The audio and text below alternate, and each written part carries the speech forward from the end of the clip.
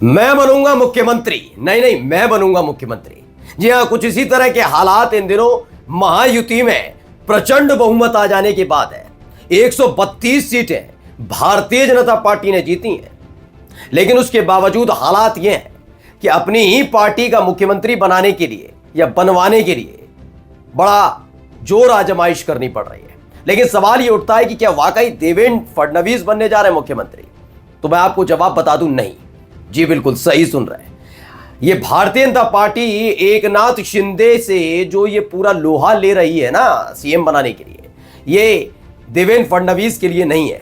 यानी भारतीय जनता पार्टी के दो दिग्गज नेता मोदी और शाह की पहली पसंद कोई और है, और वही पसंद आज अपनी इस वीडियो में आपको दिखाने जा रहा हूं। एक ऐसा चेहरा, एक ऐसा नाम जिसे सुनने के बाद शायद महाराष्ट्र की सियासत में भूचाल भी आ जाए, लेकिन अंदर खाने खबर है कि अगर बीजेपी के नाम पर मोहर लगेगी, बीजेपी का ही कोई नेता मुख्यमंत्री बनेगा, तो वो देवेंद्र फडणवीस कतई नहीं हो सकते। कैसे? ये इस पूरे वीडियो को आखिर तक देखिएगा। नमस्कार, मैं हूं प्रज्वल गौतम और आप देख रहे हैं खबर चौक। नाम बता देता हूं पहले ही, चलिए शुरुआत कर लेते हैं। देवेंद्र फडणवीस नहीं तो कौन? पंकजा मुंडे। बिल्कुल सही सुन रहे हैं। पंकजा मुंडे है कौन और ऐसा क्या है कि पंकजा मुंडे के नाम पर मोहर लग जाएगी? तो समझ लीजिए खेल क्या है। दरअसल पंकजा मुंडे गोपीनाथ मुंडे की बेटी हैं, दिवंगत गोपीनाथ मुंडे की बेटी हैं, एमएलसी हैं इस वक्त। तो उनके लिए कोई बहुत बड़ी चीज नहीं है कि उनके लिए कोई सीट खाली कराई जाए, उन्हें चुनाव लड़वाया जाए, ऐसा कुछ भी नहीं होने जा रहा। कुल मिलाकर गोपीनाथ मुंडे की बेटी पंकजा मुंडे का जो मुख्यमंत्री पद पर दावेदारी है, वो दो वजह से सबसे सटीक बैठती है। पहली ये कि वो महिला है, ऐसे में एक महिला मुख्यमंत्री देने के लिए भारतीय जनता पार्टी पंकजा मुंडे का नाम आगे कर सकती है। दूसरी जो सबसे महत्वपूर्ण बात है वो ये है कि पंकजा मुंडे वही हैं जिन्होंने बीजेपी की विधायक होने के नाते सबसे पहले योगी आदित्यनाथ का कटेंगे तो पटेंगे के नारे का विरोध किया था, और उसके बाद राज्यसभा सांसद अशोक चौहान ने भी वही बात कही थी। अजित पवार के बाद अगर किसी ने बीजेपी के अंदर महाराष्ट्र में योगी आदित्यनाथ का खुले तौर पर विरोध किया था तो वो पंकजा मुंडे ही थी। अब आप समझिए खेल क्या है। दरअसल जब 240 सीटें केंद्र में आई तो आरएसएस हावी होता हुआ नजर आया मोदी शाह की जोड़ी पर, लेकिन इस बार के महाराष्ट्र के नतीजों ने मोदी शाह को इतना वजनदार बना दिया है कि आरएसएस किसी भी तरह का हस्तक्षेप करने से पीछे हटता हुआ नजर आ रहा है। बहुत सारी कोशिशें हुई हैं, वो भी आगे आपको दिखाऊंगा, लेकिन इन सब के बीच अब ये देखना यह है कि मोदी शाह की पहली पसंद कौन है। देवेंद्र फडणवीस क्यों नहीं है वो भी अभी आगे जो नाम बताऊंगा उसके साथ जोड़कर बताऊंगा, लेकिन फिलहाल पंकजा मुंडे के नाम को लेकर कहा जा रहा है। वो काफी कुछ जिम्मेदारियां संभाल चुकी, उनके पिता एक बड़े नेता रहे, वो जरूर एमएलसी हैं, लेकिन इन सब के बावजूद वो एक महिला नेत्री होने के नाते उनको जिम्मेदारी दी जा सकती है, ऐसी खबरें हैं। चलिए अगला नाम बता देता हूं। अगला नाम है विनोद तावड़े।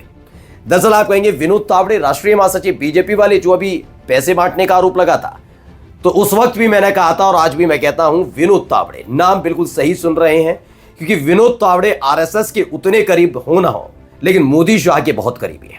मैंने उस वक्त भी आपसे कहा था कि मानकर जब आप देखते हैं कि बीजेपी शासित राज्यों में बड़े बड़े घोटालेबाज अगर बीजेपी ज्वाइन कर लेते हैं तो उनके खिलाफ कार्रवाई नहीं होती। उल्टा क्या होता है, शरणागत हुए हो तो ईडी सीबीआई आपके खिलाफ जांच ठंडे बस्ते में डाल देगी, या फिर उनको शिकायत ही नहीं मिलती, एफआईआर ही नहीं मिलती, जैसे छगन भुजबल के मामले में हुई थी। कुल मिलाकर ऐसा कैसे हो जाएगा कि भारतीय जनता पार्टी की सरकार महाराष्ट्र में चल रही है, बीजेपी के पास ही गृह मंत्रालय है और पुलिस विनोद तावड़े को पैसों के साथ पकड़ ले? ये संभव है क्या? नहीं है संभव। दरअसल ये सारा खेल हुआ ही यही था। जो मैंने देवेंद्र फडणवीस का जिक्र किया वो ये था कि देवेंद्र फडणवीस अभी तक एकनाथ शिंदे के सरकार में गृह मंत्री रहे। अब गृह मंत्रालय जिसके पास होता है वो पुलिस उसके हाथ में होती है। चूंकि देवेंद्र फडणवीस मोदी शाह से ज्यादा आरएसएस के करीबी है, जी हां बिल्कुल सही सुन रहे हैं, मोदी शाह से ज्यादा आरएसएस के करीबी हैं, इसीलिए आरएसएस के करीबी होने की वजह से देवेंद्र फडणवीस के पर कतरे जा सकते हैं। ऊपर से नाराजगी इस बात की है कि विनोद तावड़े जो मोदी शाह के करीबी हैं, आखिरकार वो ये सारी चीजें एक्सपोज कैसे हुई, इसके वीडियो सामने कैसे आ गए, इसको लेकर भी मोदी शाह में खासी नाराजगी बताई जा रही है। अब सिर्फ और सिर्फ देवेंद्र फडणवीस को आईना दिखाने के लिए यह किया जा सकता है कि विनोद तावड़े को सीएम रेस में शामिल कर लिया जाए, आरोप होने के बावजूद भी। देखिए 2014 में सरकार में मंत्री रहे हैं, पार्टी ने राष्ट्रीय महासचिव बनाया, बहुत सारी चीजें हैं जो इनके अनुभव को ताजा करती हैं। लेकिन इन सब के बीच आप देख रहे हैं कि महाराष्ट्र की सियासत में विनोद तावड़े को तेज रफ्तार से आगे बढ़ाया गया देवेंद्र फडणवीस के मुकाबले। आप कहेंगे देवेंद्र फडणवीस तो मोदी शाह के करीबी हुआ करते थे, तो सोचिए और सुनिए, दरअसल मोदी शाह के करीबी कभी देवेंद्र फडणवीस नहीं थे। बिल्कुल सही सुन रहे हैं। ये सारा प्रेशर 2000 आरएसएस का था। आपको याद करना होगा, चाहे वो योगी आदित्यनाथ हो, चाहे वो देवेंद्र फडणवीस हो, ये वो नेता हैं जो आरएसएस की दबाव की वजह से जबरदस्ती सीएम बनाए गए थे। अब सीएम सब बन रहे हैं मोदी शाह की वजह से। लगा था कि 240 सीटें आने के बाद कहीं ना कहीं ये जितने भी नेता हैं वो और हावी हो जाएंगे और दोबारा से इनकी पारी शुरू होगी। देवेंद्र फडणवीस कब से कब तक महाराष्ट्र के मुख्यमंत्री रहे, जरा उठाकर देख लेंगे तो समझ लेंगे।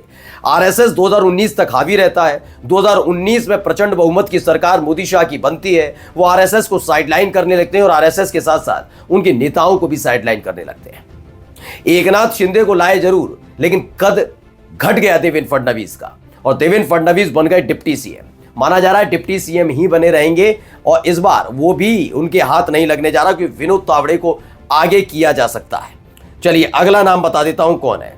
अगला नाम है सुधीर मुनगंटीवार। ये बल्लारपुर सीट से बीजेपी के उम्मीदवार हैं।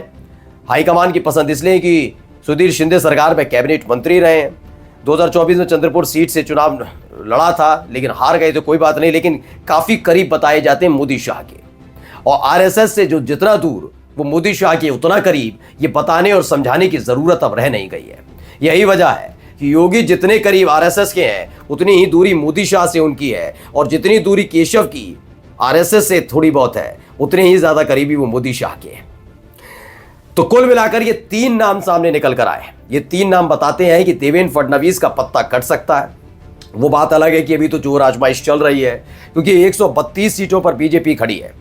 इन 132 सीटों पर मोदी और शाह ने कोई गेम सेट कर लिया और एकनाथ शिंदे को मना लिया, तो वो कतई नहीं चाहेंगे कि देवेंद्र फडणवीस उस सीट पर बैठे। वो नाम चौंकाने वाला होगा और इस बात को फिर से मीडिया कहती हुई नजर आएगी कि हर बार मोदी और शाह नए नाम के साथ लोगों को चौंका देते हैं। इसीलिए आज सबसे पहले मैं आपको दिखाने और बताने जा रहा हूं कि देवेंद्र फडणवीस नहीं, बल्कि इन तीनों नामों में से एक को महाराष्ट्र का सिंहासन मिलेगा, ताजपोशी होगी। पहली जो अग्नि परीक्षा है मोदी और शाह की ये कि एकनाथ शिंदे को मनाया जाए। अगर वो मान जाते हैं तो उसके बाद बीजेपी इतनी जद्दोजहद, खासकर आरएसएस की पसंद देवेंद्र फडणवीस के लिए नहीं करेंगे तो किसी अपने के लिए करेंगे। वो पंकजा मुंडे भी हो सकती हैं, विनोद तावड़े भी हो सकते हैं और सुधीर साहब भी हो सकते हैं। नमस्कार।